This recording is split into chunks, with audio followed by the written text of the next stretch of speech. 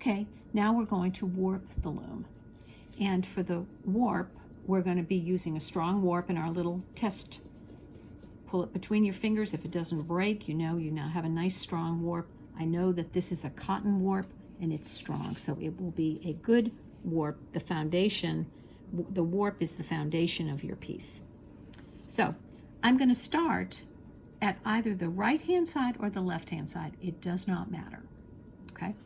I usually start on the left, but again, it doesn't matter. I'm going to go around the very last toothpick and I'm going to tie a single knot and I'm going to leave an end. And that end is going to be important when we're all done weaving, because that end is one that we're going to need to work in. So, single knot I've tied on to the last toothpick. Okay. Now what we're going to do is we're going to start warping. Here's my yarn. We can think about this little loom having a front and a back. We don't need to mark them. But my yarn is coming around the back, and I'm going to bring it right down to the bottom, and I'm going to go underneath the bottom, and I'm going to come up to the top, and I'm going to wrap around the very next toothpick.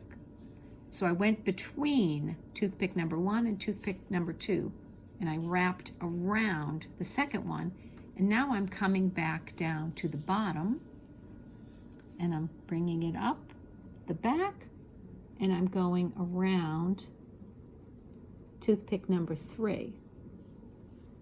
Now what I want to mention here, notice that I'm not going over the top.